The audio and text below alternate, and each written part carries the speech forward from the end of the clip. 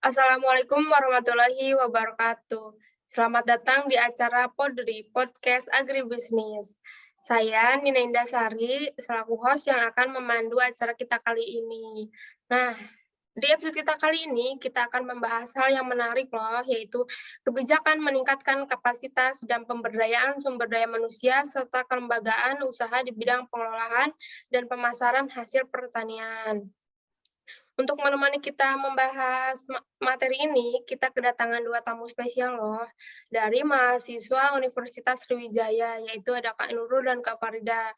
Kepada Kak Nurul dan Kak Farida, boleh Kak perkenalannya? Halo, perkenalkan nama saya Farida Tunikmah dari Prodi Agribisnis Fakultas Pertanian Universitas Sriwijaya angkatan 2020. Hai. Halo, perkenalkan nama saya Nurul Hasanah, Prodi Agribisnis Fakultas Pertanian Universitas Sriwijaya. Halo. Halo kakak-kakak. Nah, untuk selanjutnya bisa langsung kita tanya-tanyakan, Kak. Boleh dong. Nah, yang pertama nih Kak, kan salah satu permasalahan yang ada di Indonesia ini karena kurangnya kemampuan sumber daya manusia dan kelembagaan usaha dalam hal pasca panen, pengelolaan, dan pemasarannya. Nah, apa sih Kak yang menjadi sebab dari permasalahan tersebut Kak? Boleh dijawab oleh Kak Farida? Baik, saya akan coba menjawab. Menurut saya, permasalahan tersebut terjadi karena pembinaan SDM pertanian selama ini lebih difokuskan kepada upaya meningkatkan produksi pertanian, sedangkan produktivitasnya dan daya saing usaha agribisnis sangat ditentukan oleh kemampuan pelaku usaha yang bersangkutan dalam mengelola produk yang dihasilkan pasca panen, pengolahan, serta pemasarannya. Jadi bisa kita simpulkan masalah tersebut terjadi atau tidak itu tergantung kepada pelaku usahanya itu sendiri. Begitu menurut saya. Oh, jadi sebab dari permasalahan tersebut itu salah satunya dari pelaku itu sendiri ya, Kak? Nah, Ya. untuk menurut Kak Nurul nih, Kak, ada nggak sih, Kak, kebijakan operasional terkait dengan strategi tersebut, Kak? Kalau menurut saya tuh ada kebijakannya. Kita harus meningkatkan penyuluhan, pendampingan, pendidikan, dan pelatihan di bidang pasca panen, pengolahan serta hasil pertanian. Dan kita juga harus mengembangkan kelembagaan usaha pelayanan pasca panen, pengolahan, dan pemasaran hasil pertanian yang langsung dikelola oleh para petani sekitar. Kalau menurut saya begitu. Oh, jadi kebijakannya itu meningkatkan penyuluhan dan pendampingan ya, Kak, salah satunya. Nah, yang ketiga nih, Kak, pertanyaan ketiga. Menurut kakak-kakak nih, perlu nggak sih, Kak, dibentuknya organisasi upaya meningkatkan kapasitas dan sumber daya manusianya, Kak? Boleh dijawab, Kak Farida dulu mungkin? Menurut saya pribadi, diadakannya organisasi itu sangat perlu karena orang yang memiliki tujuan yang sama. Maka dengan adanya organisasi kita bisa menyusun strategi bersama-sama dalam mencapai tujuan yang akan kita tuju bersama. Begitu menurut saya. Kalau menurut Kak Nurul gimana, Kak? Kalau menurut saya sih berpendapat dengan Kak Farida, yang benar sih dikatakan Kak Farida tadi.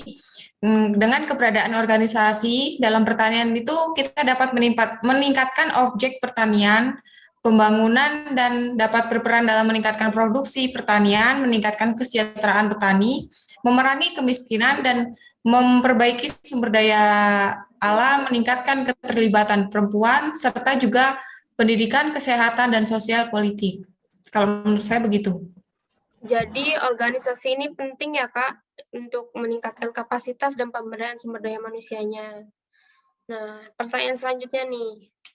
Nah, jika kakak nih, Kak, punya usaha di bidang pengelolaan dan pemasaran hasil pertanian nih, Kak, apa sih, Kak, upaya yang dapat dilakukan untuk meningkatkan kapasitas dan pemberdayaan sumber daya manusianya? Mungkin boleh dijawab oleh Kak Nurul.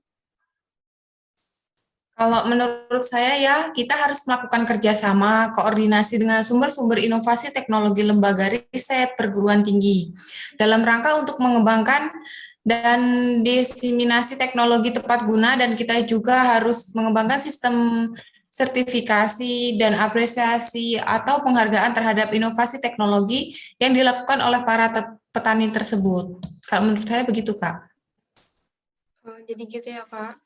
Nah, sekarang kan lagi di masanya pandemi ya, Kak, aktivitas manusia dibatasi nih. Nah, gimana sih, Kak, cara pemasaran hasil pertanian di masa pandemi seperti ini, Kak? Bisa dijawab oleh Kak Farida? Baik, saya akan menjawab. Menurut saya pribadi sih kita tidak ada masalah ya di masa pandemi ini karena kita kan ada teknologi yang canggih. Kita bisa menggunakannya seperti halnya handphone bisa kita gunakan untuk mencari rezeki dengan cara memanfaatkan sosial media. Nah, kita bisa berjualan online tanpa adanya tatap muka. Jadi kita tidak perlu khawatir lagi di mana virus corona akan menyebar. Begitu. Nah, Kak, untuk hasil pertanian ini kan, Kak, tidak tahan lama ya, Kak. Gimana sih, Kak, cara mengatasi dari permasalahan ini, Kak? Karena tidak tahan lamanya produk pertanian. Nah, untuk produk pertanian memang dari dulu memang tidak tahan lama ya, apalagi untuk produk-produk yang mudah busuk seperti halnya tomat. Nah, dengan begitu kita bisa mengolah produk tersebut menjadi barang yang atau produk yang lebih tahan lama. Misalnya nih, tomat. Tomat ini kan kalau terkena air sedikit atau ke bentur atau benda keras gitu kan mudah busuk. Jadi kita bisa mengelola tomat ini menjadi saus, bisa kita variasi, bisa kita kemas dengan tahan lama. Misalnya contoh lainnya itu keripik. Keripik ini kan dari pisang. Kita bisa mengelola pisang menjadi keripik yang beraneka ragam variasi atau rasa. Begitu menurut saya. Oh, jadi solusinya bisa diolah kembali ya, Kak, menjadi barang yang tahan lama. Nah, pertanyaan selanjutnya nih, Kak, buat Kak Nurul, sekaligus pertanyaan terakhir. Menurut Kak Nurul, ada nggak sih, Kak, kendala yang dihadapi dalam meningkatkan sumber daya manusia dan dalam pemasarannya dari hasil pertanian ini, Kak? Kalau untuk saat ini, kendala yang saya hadapi itu kurangnya memadai pasar, panjangnya saluran-saluran pemasaran, rendahnya kemampuan tawar-menawar, terus kurangnya persediaan informasi pasar, kurang jelasnya jaringan pemasaran, dan rendahnya kualitas produksi dan juga rendahnya kualitas sumber daya manusia. Kalau menurut saya begitu.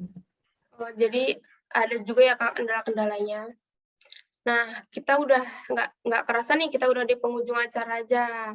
Nah, sebelumnya terima kasih nih buat Kak Nurul, buat Kak Farida yang sudah menyempatkan waktunya dan sudah memberikan ilmunya kepada kita. Semoga kita dapat menerima ilmunya dari kakak-kakak ini. Nah, untuk sekarang di episode kita kali ini kita sampai di sini saja. Terima kasih. Wassalamualaikum warahmatullahi wabarakatuh.